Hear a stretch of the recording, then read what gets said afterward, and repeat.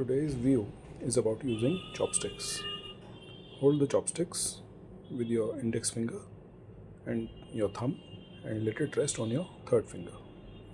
Now use your second finger to operate the chopsticks. As you can see in the video,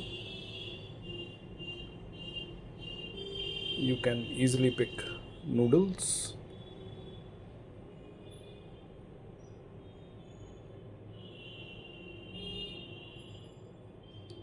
even a little piece of rice, and pieces as small as chili. You can also pick Manchurian balls,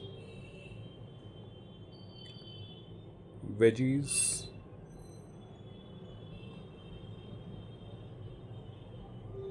and even a piece of chicken.